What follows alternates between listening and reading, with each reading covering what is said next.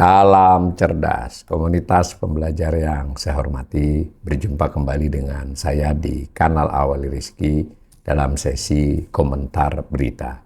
Berita yang saya soroti kali ini adalah terkait dengan informasi adanya ancaman El Nino dan kenaikan harga global yang disampaikan oleh Bank Indonesia.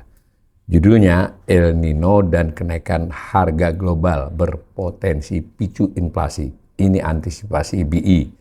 Ditayangkan oleh Kontan pada hari Senin tanggal 22 Juni jam 6 pagi. Ini ada gambar ilustrasi kantor Bank Indonesia. Beritanya begini. Bank Indonesia atau BI mewaspadai sejumlah faktor yang berpotensi mendorong inflasi dalam beberapa bulan ke depan, mulai dari rambatan kenaikan harga global atau imported inflation hingga risiko gangguan cuaca akibat fenomena El Nino yang diperkirakan terjadi pada paruh kedua tahun ini. Deputi Gubernur Bank Indonesia Aida S. Budiman mengatakan meskipun inflasi saat ini masih berada dalam rentang sasaran, tekanan dari faktor eksternal dan cuaca perlu diantisipasi sejak dini agar tidak mengganggu stabilitas harga. Dikutip langsung dari pernyataan Aida ya dalam konferensi pers, faktor risiko yang menjadi perhatian adalah rambatan kenaikan harga global, yaitu harga minyak dan komoditas ke dalam negeri atau imported inflation. Yang kedua, ini belum terjadi tetapi kita sudah alert untuk menghadapinya, yaitu gangguan cuaca. Menurut Aida, dampak imported inflation dapat terlihat pada kelompok administered price atau harga yang diatur pemerintah, terutama setelah adanya penyesuaian harga bahan bakar minyak BBM non-subsidi. Ia memperkirakan perubahan harga energi tersebut memberikan kontribusi sekitar 0,25% terhadap inflasi. Ini kita garis bawahi ya. Jadi BI sudah memperkirakan akibat kenaikan harga BBM, ini baru yang non-subsidi ya, yang subsidi sampai sejauh ini belum dinaikkan, itu mengakibatkan terjadinya peningkatan inflasi ya, kurang lebih begitu. Nah, meskipun menurut perhitungannya ini adalah hanya 0,25% terhadap inflasi. Tapi saya boleh nambahkan juga imported inflation ini berarti juga sangat mungkin ke berbagai produk lain. Seperti kita ketahui memang di level global mungkin baru mulai akhir Maret, April, Mei itu terjadi oil shock dan gangguan kepada supply chain akibat geopolitik. Nah, tetapi memang tidak seketika menaikkan harga-harga barang, misalnya barang yang menjadi bahan baku atau barang modal di Indonesia.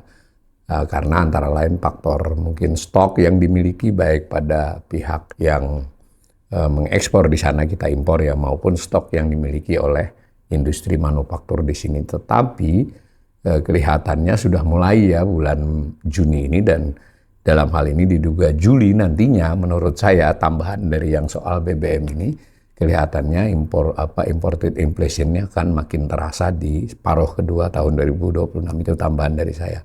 Jadi nggak hanya soal BBM. Nah, kemudian berita selanjutnya, selain itu tekanan juga dapat muncul pada kelompok volatile foods atau komoditas pangan bergejolak. Namun risiko dari sisi pupuk dinilai masih terbatas karena kapasitas produksi domestik masih mencukupi. Dari sisi pupuk dianggap masih akan terkendali karena kita punya produksi yang cukup besar ya, mencukupi. Tapi saya menambahkan juga, ya bagaimanapun pupuk itu bahan bakunya adalah gas. Terlepas produksi dalam negeri mencukupi, tetapi kan harga gas juga mengalami peningkatan ya. Jangan lupa kasus batu bara untuk listrik ya. Jadi produksi adalah satu hal, harga hal lain. Jadi saya kira BI mestinya juga sudah menduga ini, tapi mungkin ini kan karena rilis bersifat persuasif, saya ingin menggarisbawahi buat pemirsa, menurut saya bagaimanapun soal pupuk itu juga bisa menjadi masalah akibat kondisi terkini ya. Nah, lalu ada tambahan berita lagi. Sementara itu risiko cuaca menjadi perhatian khusus seiring meningkatnya potensi El Nino yang diperkirakan berlangsung mulai akhir Juni hingga Oktober atau November 2026. Nah, ini catatan khusus nih El Nino ya. El Nino memang tahun kemarin 25 tidak ada, 24 ada kalau saya tidak salah, dan jadi dia tidak siklusnya juga sudah mulai agak berubah ya, lebih cepat datangnya. Nah, jadi rupanya BI sudah memperoleh informasi itu sehingga khawatir El Nino ini akan mengganggu produksi pertanian ya. Nanti kita baca lebih lanjut apa saja yang di garis bawahi. Nah, sebelumnya AIDA tetap menegaskan nih, berbagai langkah antisipasi telah disiapkan melalui melalui koordinasi pemerintah pusat dan daerah. Proyeksi inflasi memang mulai mengalami peningkatan, tapi seluruhnya, ini menurut AIDA ya, menurut Bank Indonesia, berada dalam target inflasi 2,5 plus minus 1%. Jadi paling tinggi 3,5% dan masih dalam target katanya. Sekedar informasi masih di 3,05 ya kemarin ya, year on year ya. Jadi ini, dan mungkin kalau ini naik dianggap masih di kisaran 3,5. Nah, sumber lain mengatakan ini senada Deputi Gubernur Bank Indonesia Riki Perdana Gojali menyebut inflasi nasional pada Mei tercatat 3,08%. Benar tadi saya sudah sampaikan, masih dalam berada rentangan sasaran begitu. Namun inflasi kelompok volatile food mencapai 6,24%. Jadi data BPS itu membagi ya yang inflasi keseluruhan, lalu ada inflasi yang dibagi menjadi 3 kelompok. Inflasi inti berarti seluruh barang secara umum, lalu ada inflasi harga yang diatur pemerintah, administered prices ya termasuk BBM, lalu ada volatile food yang bergejolak kurang lebih 104 komoditas ya itu kalau saya tidak salah. Itu udah 2 kali lipat. Jadi kalau sudah soal itu adalah cabai, kemudian bawang dan lain sebagainya, begitu juga volatile food juga termasuk bahan-bahan makanan dan semacamnya, itu sampai Mei sudah 6,24%. Jadi ke depannya ya dengan berita ini ya berpotensi naik lagi kan secara total. Jadi ini juga mungkin buat pemirsa yang BPS kok mengumumkan inflasi hanya 3,08%, tapi kita merasa di kehidupan sehari-hari kenaikan cukup besar. Tapi tadi karena mungkin yang menjadi sorotan para pemirsa itu kan umumnya adalah yang banyak dibeli sehari-hari ya, salah satunya volatile food. Memang naiknya udah tinggi gitu, jauh lebih tinggi dari biasanya. Nah, dikutip langsung nih pernyataan Riki, kami mencermati sejumlah faktor risiko dapat memberikan tekanan, sama ya dengan Bu Aida tadi, inverted inflation dan faktor cuaca. Nah, berdasarkan pemantauan Bank Indonesia, sebanyak 25 provinsi masih mencatat inflasi dalam rentang sasaran pada Mei. Namun sudah ada 13 provinsi yang tren kenaikan dan lebih dari sasaran. Ini contohnya Papua Barat 5,94, Aceh 5,12, Kalimantan Tengah 4,55. Jadi beberapa daerah sudah di atas melebihi target ya. Riki menjelaskan tekanan inflasi tersebut telah mendorong kenaikan harga sejumlah komoditas hortikultura. Ini bisa mendorong, bisa juga didorong ya, sebetulnya ini dua-dua sisi ya. Inflasi tinggi itu ya karena komoditas hortikultura ini disebut cabai merah, cabai rawit, bawang merah. Risiko ini berpotensi meningkat. Ini yang sudah terjadi, belum El Nino ya. El Nino diperkirakan semester kedua, mulai Juni ini malah. Menekan produktivitas terutama di wilayah Indonesia Timur. Di garis bawahnya lagi nih Indonesia Timur ya. Intensitas El Nino diperkirakan meningkat dan dapat menurunkan produktivitas hortikultura di beberapa wilayah khususnya kawasan Indonesia Timur. Untuk meredam dampak tersebut, Bank Indonesia bersama 46 kantor perwakilan daerah memperkuat koordinasi dengan pemerintah melalui tim pengendalian inflasi pusat dan tim pengendalian inflasi daerah TPID. Tapi saya perlu komentari ya, Bank Indonesia dengan kantor perwakilannya itu nyaris tidak banyak daya ya kalau untuk terkait supply shock. Nah, seperti yang diberitakan ini, mereka hanya bisa mengendalikan yang terkait dengan jumlah uang beredar dan segala macamnya. Mungkin dengan berkoordinasi dengan tim daerah bisa sekurang-kurangnya ada mitigasi, tapi itu kan susah ya. Mungkin kalau hanya bisa mengurangi soal ada yang melakukan spekulasi penimbunan atau distribusi yang kurang lancar.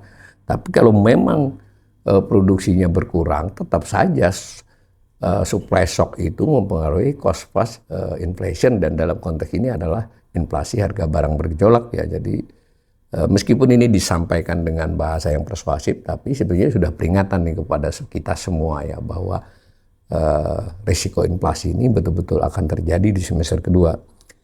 Nah ini Ricky menyebut soal inflasi, pengendalian inflasi pangan ya misalnya menjaga pasokan, memperlancar distribusi dan menstabilkan harga pangan. Seperti saya katakan tadi, tapi kalau pasokan karena produksinya kurang kan ya tidak bisa BI maupun tim pengendalian. Kalau kelancaran ya bisalah, artinya tadi mengurangi, jangan sampai ada dampak tambahan akibat ada yang menahan, ada yang menumpuk dan sebagainya, atau kurang lancarnya pasokan. Oke. Aida menambahkan BI telah menyiapkan sejumlah langkah untuk mendukung pertumbuhan ekonomi. Nah ini beda lagi nih, menjaga likuiditas perekonomian, insentif likuiditas makroprudensial, melonggarkan instrumen makroprudensial, mempercepat digitalisasi pendapatan, memperkuat pengembangan UMKM dan ekonomi inklusif. Saya kira ini kan ada nggak ada El Nino, ada nggak ada imported inflation, kan ini memang sudah selalu bertahun-tahun ini dinyatakan sebagai prioritas. Saya tidak membayangkan lagi langkah apa lagi tambahan untuk itu ya. Jadi sekalipun ini persuasif, saya ulangi, dan kita mengapresiasi BI sudah memberi peringatan, tapi kita harus bersiap, ini kondisinya benar-benar ada risiko ya untuk itu. Nah sampai di sini dengan berbagai tersebut, BI optimis risiko inflasi akibat gejolak global maupun El Nino dapat dikelola sehingga terjaga dalam kisaran target sepanjang tahun ini. Saya tambahkan juga ya, tadi yang disebut baru hortikultura, bagaimana dengan beras ya, dengan padi. Pada saat kita menyampaikan, kita tempatnya Menteri Pertanian dan pemerintah, kita swasembada beras, cadangan beras melebihi kebutuhan, produk beras melebihi konsumsi, bahkan sudah pengen ekspor. Ini ada tantangan ke depan, dan baru saja di awal bulan ini Juni, sebetulnya BPS sudah menyampaikan nih, produksi padi ya, luas sawah panen, produksi padi, lalu dikonversi ke beras sampai dengan April. Tapi lalu ada proyeksi bulan Mei, Juni, Juli. Jadi data April, Juni, Juli ke depan, Mei, Juni, Juli itu datanya baru proyeksi. Apa yang kita lihat di situ? Di bulan Mei itu sudah kontraksi ya. April juga sebenarnya sudah, jadi lebih rendah dari tahun lalu produksi. Dan Juli juga akan kontraksi. Lalu Januari sampai Juli selama 7 bulan itu BPS sudah memproyeksikan produksi padi, produksi beras lebih rendah dari tahun lalu. Nah tadi kalau dari berita ini El Nino masih di Juli dan seterusnya ya. Jadi saya kira ini harusnya jadi perhatian ini oleh pemerintah, Kementerian Pertanian, bahwa El Nino tahun ini ada potensi kita hadapi, dan itu akan berdampak kepada banyak produk pertanian dan salah satunya beras. Dan itu ujung dari berita ini juga adalah soal inflasi. Jadi saya kira udahlah, jangan terlalu soal ekspor dan sebagainya. Bagaimana kebutuhan dan akses yang mudah serta harga yang terjangkau oleh rakyat Indonesia itu yang dijaga tanpa merugikan petani.